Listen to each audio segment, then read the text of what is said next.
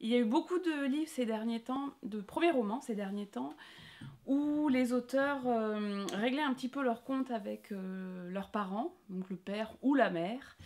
Et celui-là ne fait pas défaut, puisque Paula va nous raconter l'histoire de sa mère à partir du moment où elle décède dans l'incendie de son appartement. Elle doit avoir à peu près 61 ans, donc quand même très très jeune.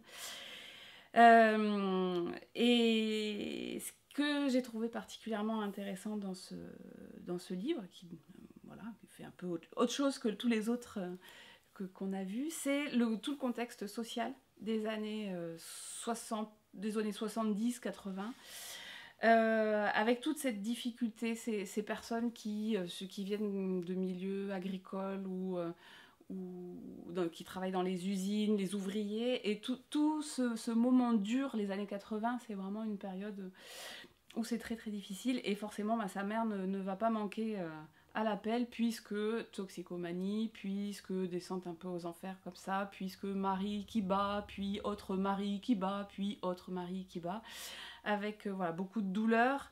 Et donc Paula s'est assez vite échappée de cet univers-là, a pris beaucoup de distance avec sa mère. Et ce décès est surtout quelque chose qu'elle retrouve, ça c'est ce qu'elle nous dit au début, quelque chose qu'elle va retrouver dans sa cave, va enclencher toute une série de souvenirs et de choses qui remontent. Et voilà, beaucoup de violence, il y a beaucoup de douleur, mais aussi énormément d'amour et peut-être une forme de pardon au fur et à mesure du livre. C'est un livre très touchant. Peut-être que ça m'a aussi touchée parce qu'elle est née la même année que moi et qu'elle vit à Toulouse, décidément. Voilà, très beau livre.